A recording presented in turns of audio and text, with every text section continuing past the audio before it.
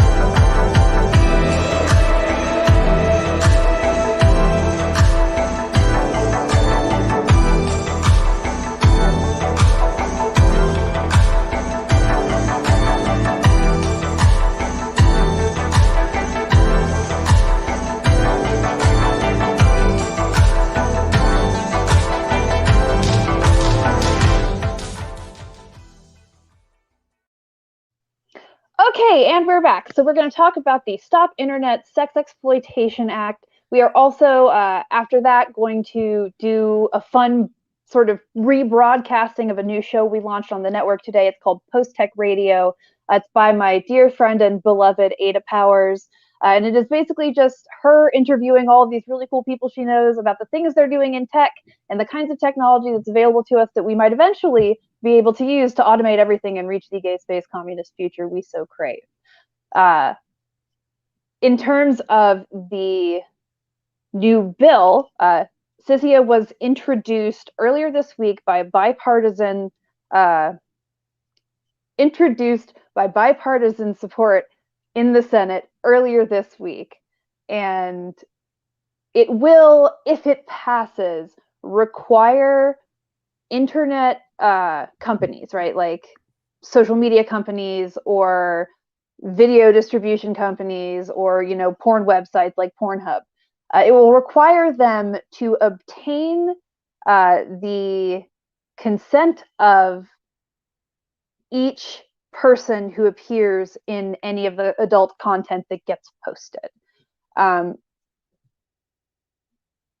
On the one hand, right, this is intended to intervene and prevent some of the harm caused by, for example, revenge porn, where somebody will take adult content or pornographic material they were given by a partner or they made with a partner and post it afterwards to shame and bully them after they break up.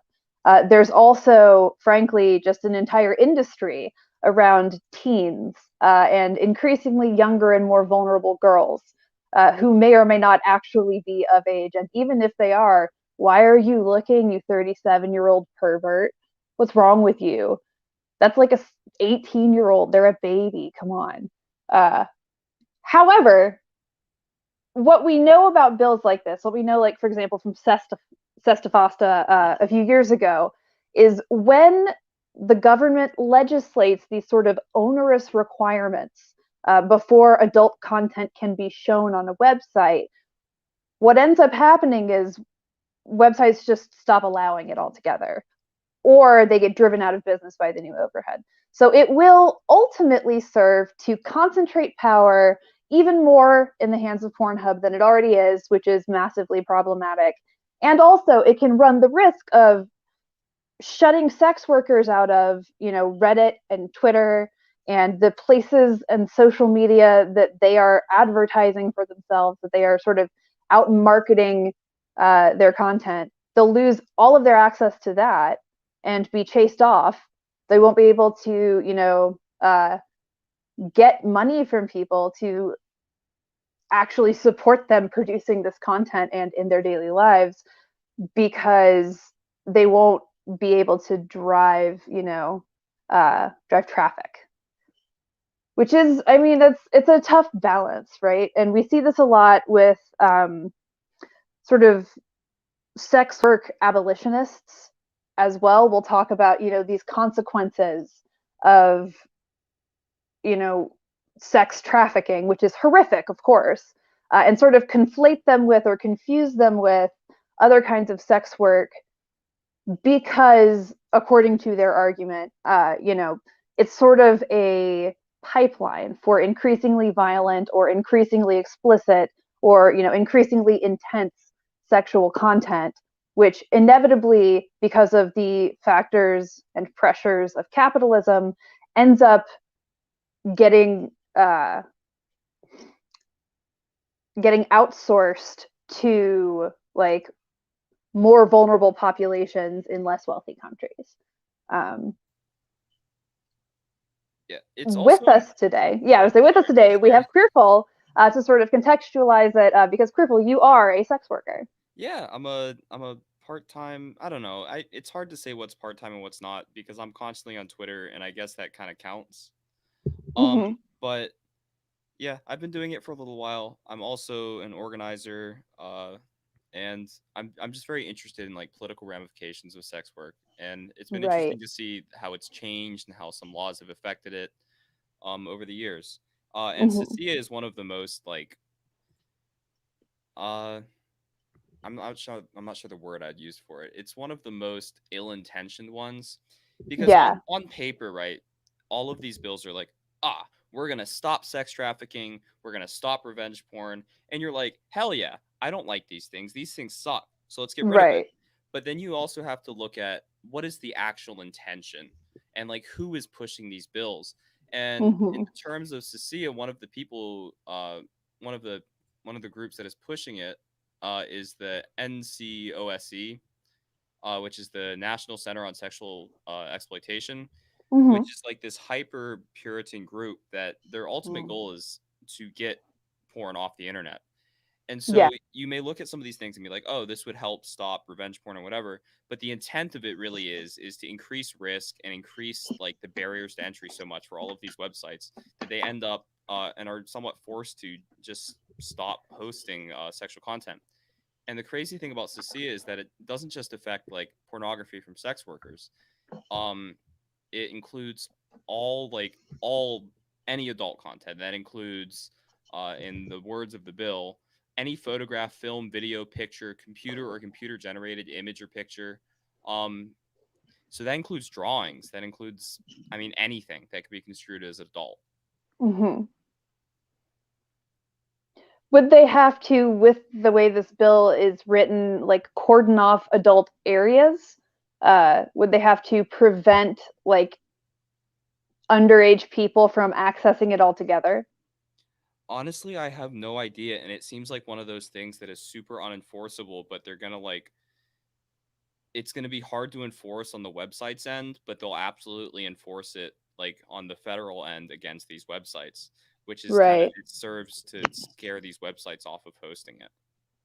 Right, right. Well, and I mean that's sort of the onerous part, right? And that is exactly what happened when Backpage was taken offline, right? Like they made it illegal to do these things with a certain degree of explicitness, and every single step of the way, it's just sort of driven sex workers further and further apart, and it's disempowered them more.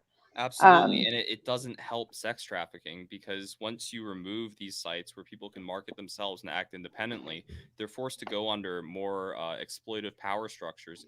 And for example, with Cesta and Fosta, once Backpage went down, we actually saw homicides and like murders of sex workers actually increase because you no longer have Right. this space where you can review potentially problematic clients. Right. Well, and I mean, that's, I think, often a problem of sort of all prohibition, right? We see similarities to the war on drugs, where, you know, in the process of criminalizing these things, they made the situation so much worse because now people are getting hooked on drugs in prison because we just send our drug addicts to prison. So people who go into prison without a drug addiction might come out with one because you put them into a worst case scenario for developing an addiction, and then they're surrounded by people who are doing tons of drugs and they have nothing else to do. And much like the war on drugs, this bill serves to harm some of the most vulnerable populations within the sex work community. For Right. example, the part of the law where it's like you have to submit an ID or a government verification for everyone posting any sort of porn.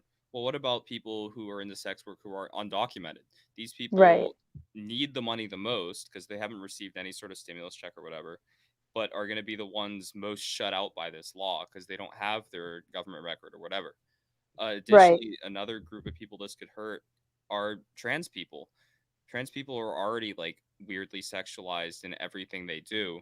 I think there was a law in New York where they could like it was like an anti-prostitution thing where they would just stop people to see if like they were walking and being out in the street as a prostitute, and Like trans people, stop and frisk for whoring. yeah, and a lot of trans God. people just walking about were stopped because they're inherently sexualized, I guess. And it Yeah, yeah. criminalized things like carrying condoms. It was crazy. Unbelievable. I don't know the exact name or where it took place, but this was a thing I think a couple years ago. Yeah. Well, and it's important to remember anytime these kinds of bills are written, anytime any crime bill is written, it is written such that it will be disproportionately enforced upon people with less power, right? Because we are outsourcing management of this to the police who have exactly one strategy, which is, you know, attack vulnerable people. So we don't really ever see better outcomes for vulnerable populations when this kind of legislation is written. I know you were talking about undocumented populations, you know, and how this would affect undocumented people. And how, you know, if you are an undocumented person, or I wanted to add, if you are an undocumented person, you know, sex work can sometimes be the best way to feed your family. You know, if you do not have access to the infrastructure of the United States, if you don't have the ability to get a job because you don't have documentation, you know, you are going to still have to make money. You still have to figure out how to pay rent. You still have to figure out how to feed yourself. And sex work is there. It's always there.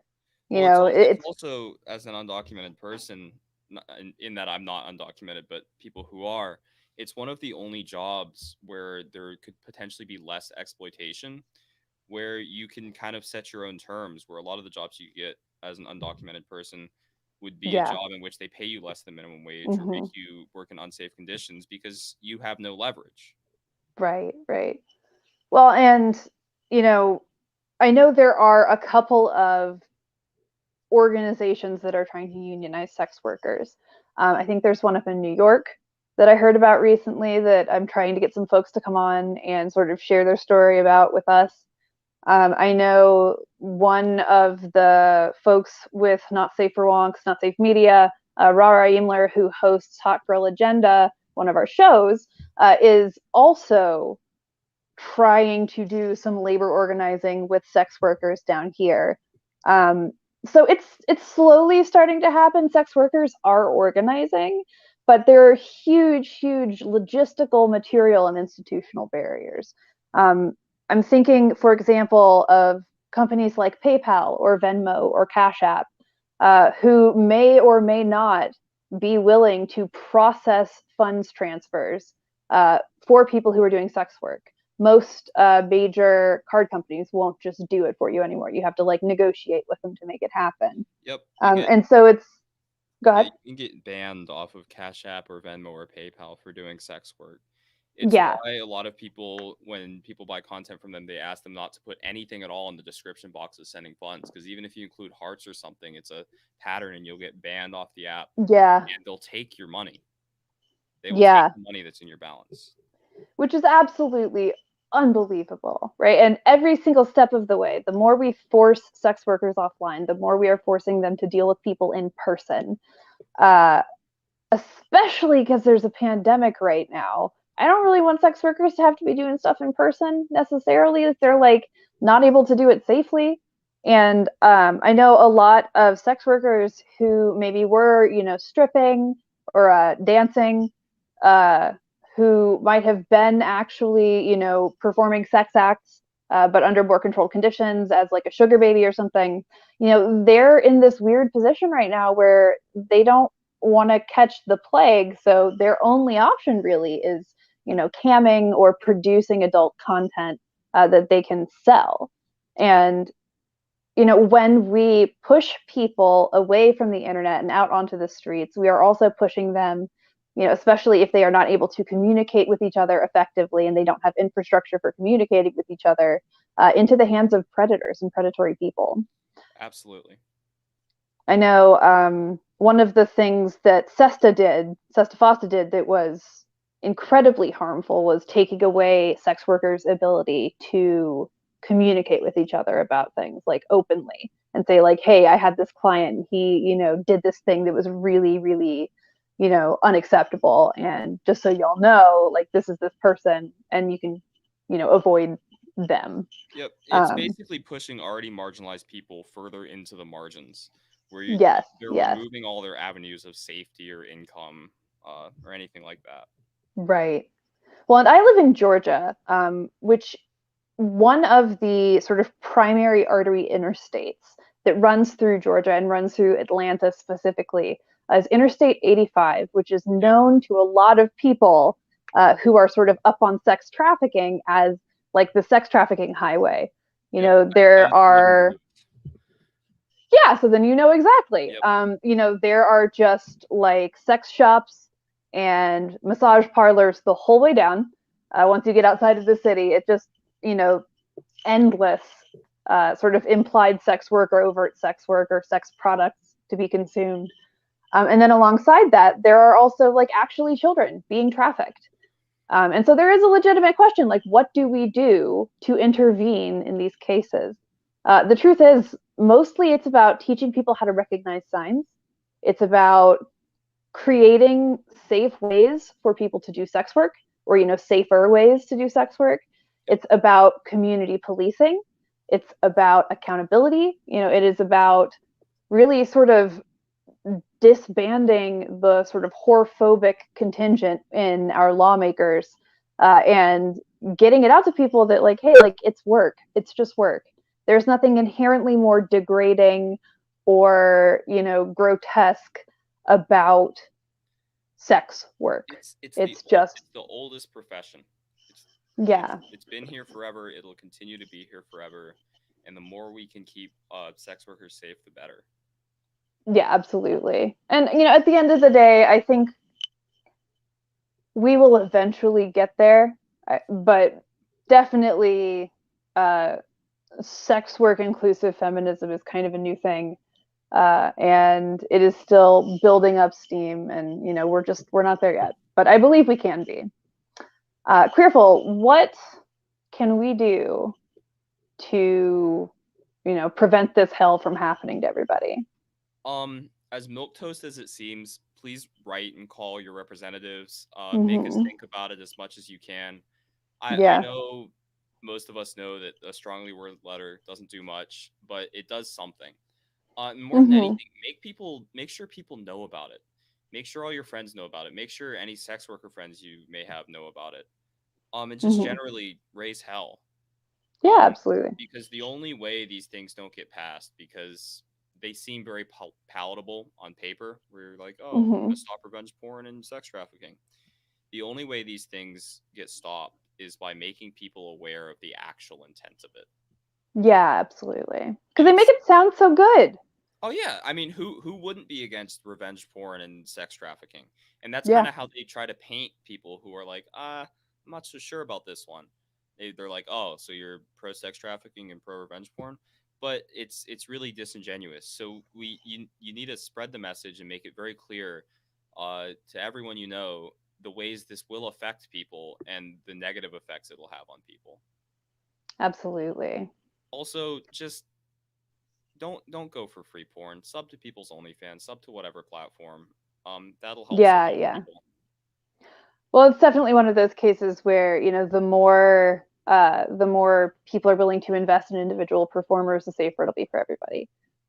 As all industries, the sex work industry is motivated by capitalism, which is sort of an inherently destructive force, right? It's profit at all costs. Oh yeah. Which is why it's And with great that, oh, never mind. go ahead. No, you go ahead. Oh, that's why it's great that we have kind of this democratization of sex work through social media, through sites like OnlyFans, because it at the end of the day, it is still like under capital, but it also prevents you from being exploited by a boss, basically. Where yeah, these Right. sites take like 20% of your income, but at least you're not under like these weird rules and this more like wage theft that you Yeah, would be under other absolutely. models. Yeah. Well, with that, do you want to plug your OnlyFans? Follow me on Twitter. It's at Queerfull, or follow me on OnlyFans.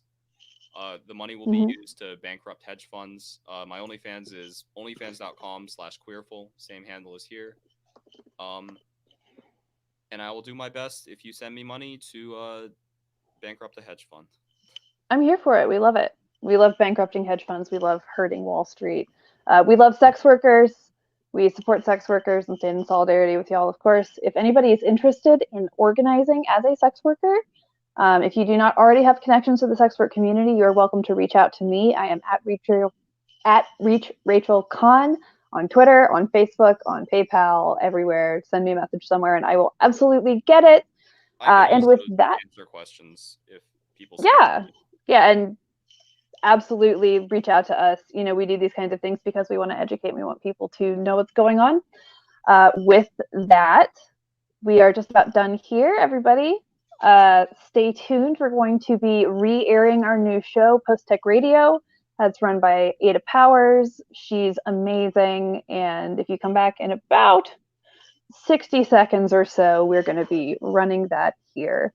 Queerfull, thank you so much for joining us. Thank you so much for all of your insights.